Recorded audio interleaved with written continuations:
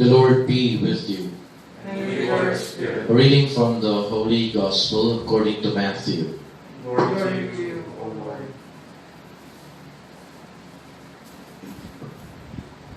One of the 12, who was called Judas Iscariot, went to the chief priests and said, "What are you willing to give me if I hand him over to you?"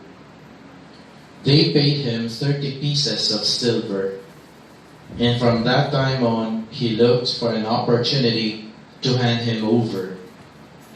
On the first day of the Feast of Unleavened Bread, the disciples approached Jesus and said, "Where do you want us to prepare for you to eat the Passover?" He said, "Go into the city to a certain man and tell him, 'The teacher says, my appointed time draws near. In your house I shall celebrate the Passover with my disciples.'" The disciples then did as Jesus had ordered and prepared the Passover.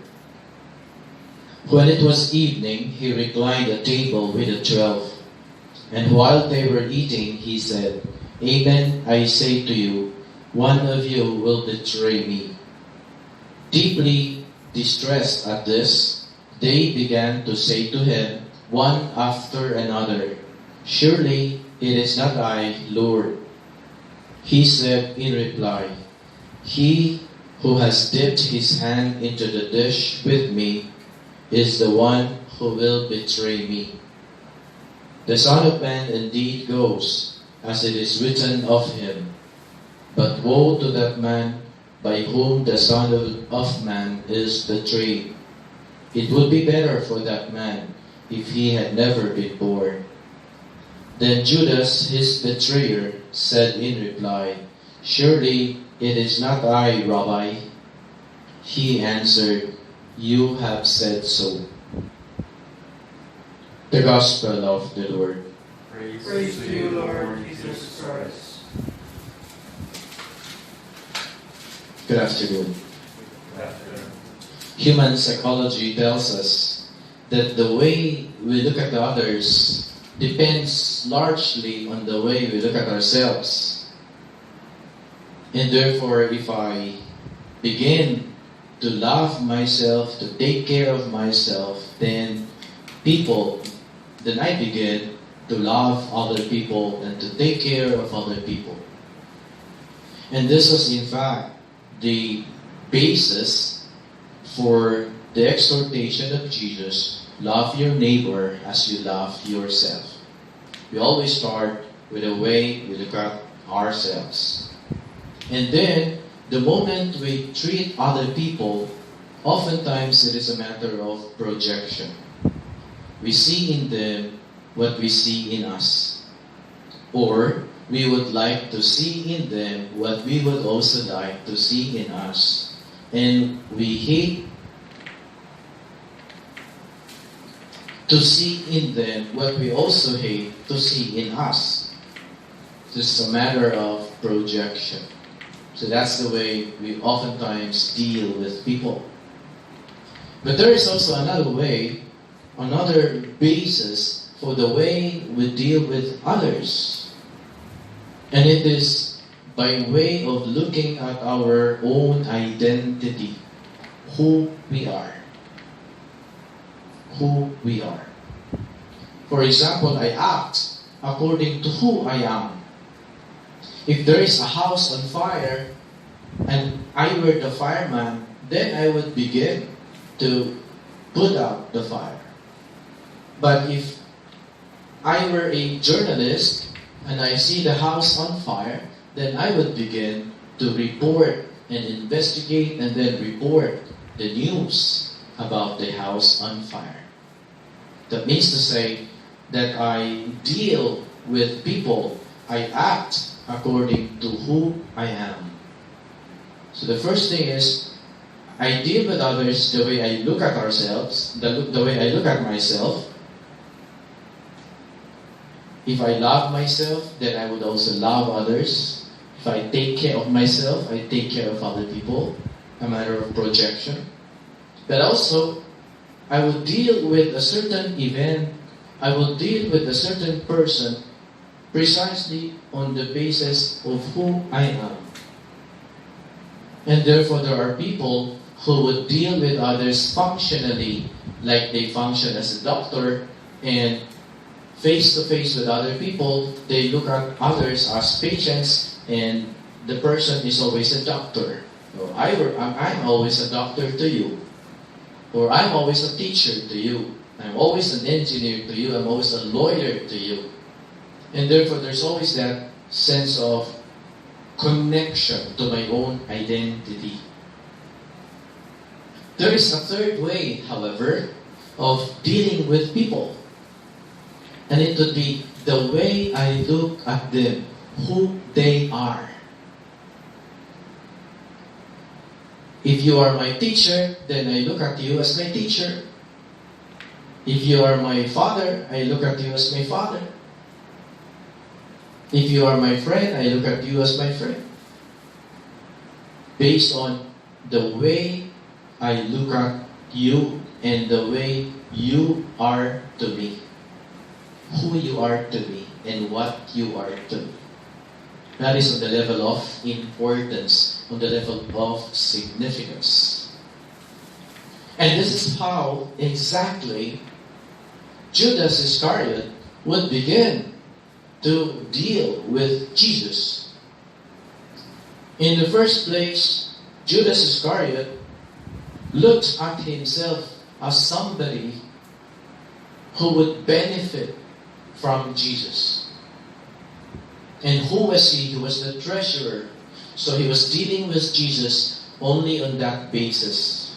He was the treasurer of the group. So he must have been trusted by Jesus so much because he was chosen by Jesus to be the treasurer of the group. And so it is deeply a betrayal of trust because Jesus trusted him so much with the sustenance of the entire group, the entire community of disciples. And so, how did he deal with Jesus? He dealt with Jesus according to his identity as the treasurer of the disciples, of the group of apostles of Jesus. But then, the other way of looking at it is, how did Judas look at Jesus? Let's take a look at the Gospel of Matthew.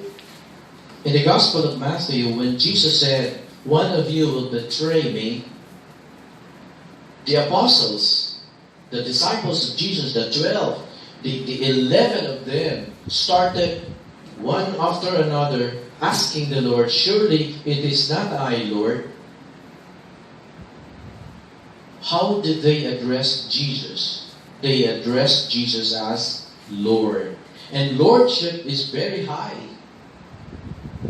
You know, if you study Christology, with the title Lord is very high. We call it high Christology. High in the sense that it talks about divinity. And when you refer to the divine, you are referring not just to the identity, but also to the power of the divine.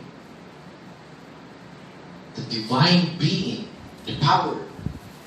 And therefore, lordship means sovereignty over creation. And so he embraces the entire creation. Lordship also embraces human history. So can you imagine the implications of lordship? When we say that Jesus is Lord, we recognize in Him His power over creation, His power over history, that even the wind and the waves obey Him. Even the fish in Galilee would obey Him. Even our illnesses would obey Him. Even the evil spirits would tremble at His name. The power of Jesus over creation. And then, the power of Jesus over human history. Meaning to say, the course of human history is always accompanied, or they always flow from the will of God. And that is how high the title of Lordship is. And then contrast that with the way Judas Iscariot looked at Jesus. He said, "Surely it is not I, Rabbi." What was the title that Judas Iscariot used in reference to Jesus? Rabbi, teacher. And therefore his relationship to Jesus is only seen in the context of teacher-pupil, teacher-disciple. If you recognize Jesus as Lord, however, your reference to yourself would be in terms of servant. I am the servant. You are my Lord. I am your servant. And therefore, everything that you say, I will always obey, because I am your servant. Your words are important to me as a servant, and I will always obey your words. So your word, the word of Jesus, and then secondly, the obedience that flows from the authority of Jesus as Lord. But if you look at Jesus only as your teacher, well, we can always say, well, there are teachers here and there. There are good teachers, there are bad teachers. There are teachers who are absent-minded. Then there are many kinds of teachers. There are many teachers who are maybe forgetful about things. Or there are also teachers who play favorites. So there are all kinds of teachers.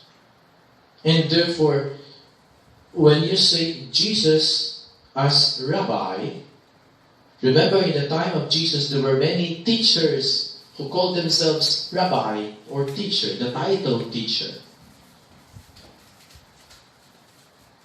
And many of them would claim that they were enlightened. Many of them would claim that they had wisdom, that they were teaching wisdom. They were teaching something that would enlighten people about their life. And there were many teachers. And these teachers, however, were blind guides. These teachers were simply selfish, and they would deceive their disciples. They would exploit and manipulate them. And that is why Jesus is supposed to be the exception, the good teacher.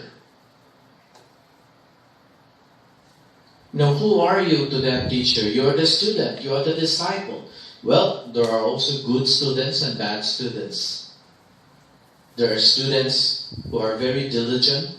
There are students who are very lax. It depends on what kind of student you are. And here comes Judas Iscariot. What kind of student was he? What kind of disciple was he?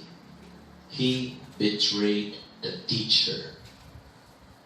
Even just on the basis or on the level of teaching or teacher,